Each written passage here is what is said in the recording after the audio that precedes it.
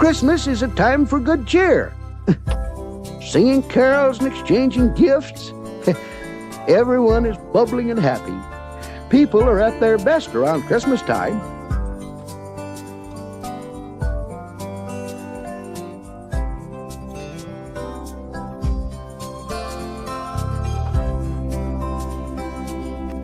It all began a very long time ago. Something very wonderful happened. A little child was born to the family of Mary and Joseph in a place called Bethlehem. It's far, far away. Well, anyway, this little child brought a gift to the world of peace on earth and goodwill toward men. And even to this day, people still give presents on this child's birthday. Dedication. To Noah, my son, whose unwavering belief in a better future fueled this impossible journey.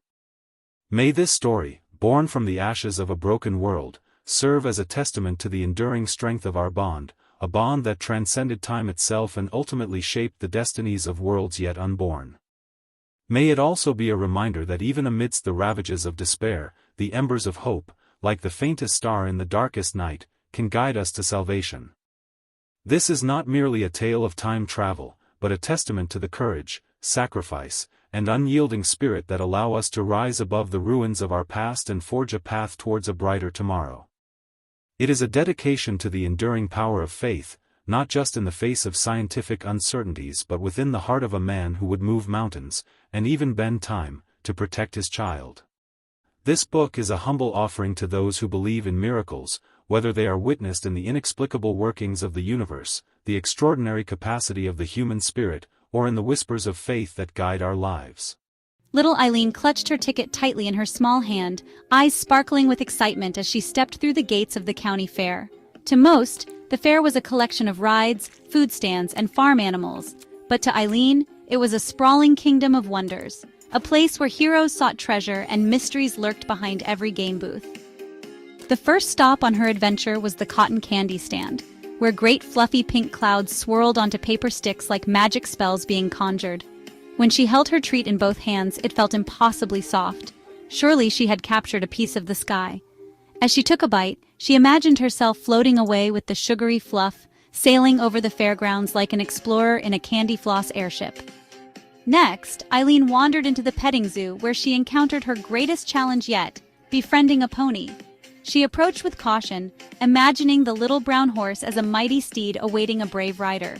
Holding out her palm, she let the pony nibble at the food in her hand, and at that moment, she knew they were bonded forever. If the fair were ever in peril, she decided, this pony would be her trusted companion, galloping to the rescue. At the game booths, Eileen spotted the ring toss, a deceptively simple task, but in her mind, the wooden pegs were enchanted towers, and the rings were golden halos meant to crown the wisest ruler. With fierce determination, she tossed ring after ring, narrowly missing each time. Finally, on her last try, one ring landed neatly on the tallest peg. She had done it. The kingdom was saved. In the year 2389, Earth's greatest luxury wasn't gold, water, or even breathable air. It was time, rewound and polished like sea glass. And the only place to reclaim it was Oceanus Theta, a distant blue orb where gravity and planetary spin slithered through space-time, rewinding human cells like cassette tape. The wealthy called it retirement in reverse. When he stepped aboard the Cavatina, Alden Merricks had already buried 3 wives, outlived all his heirs, and signed away half his fortune for a 12-year rejuvenation cruise across the silky oceans of Oceanus. By Earth reckoning, he would return 30 again. She boarded by miracle. Rhea Calder was 19, a cocktail server from Old Savannah with lungs scarred by refinery dust and dreams smothered in debt. She'd won the Ministry of Renewal's Time Tourism Lottery, a carrot dangled to keep the lower classes dreaming. Her ticket came with 12 years and a shared bunk. She packed nothing but her mother's journal and a locket that no longer opened. They met on the observation deck, where stars knelt to kiss the waves. She was scribbling thoughts into her mother's journal. He offered her wine and called her a poet. She laughed and said he talked like a ghost. Over weeks they circled each other like moons. The ship glided through cobalt storms and coral auroras, All aboard the Dreamliner, the cruise ship Odyssey of the tides gleamed under a golden sky, her sails catching not just the wind but a faint shimmer of something otherworldly. Christian adjusted his camera. Katie leaned into the breeze.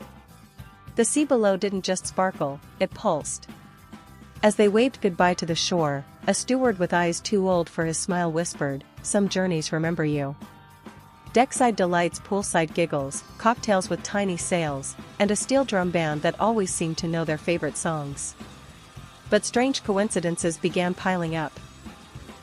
Song lyrics that hinted at dreams Katie never told anyone, and a child who insisted she'd seen Christian before the waves. A woman in celestial robes told them, "This vessel sails on tides of memory and wonder. You have loved in every century. Now, choose, anchor in one, or leap again." Moonrise at the edge of time, hand in hand, Frank and Eileen stood at the bow. Around them, the ocean faded into starlight. They looked at each other, not lost, but found in every version of themselves. "Let's write the next one together," Frank said, and the ship sailed on, into forever. A postcard from everywhere back home, an envelope waited. Inside, a postcard with a picture of Christian, Katie, Eileen, and Frank, showing a place that didn't exist on any map. Scribbled on the back, "We're still dancing. Wish you were here."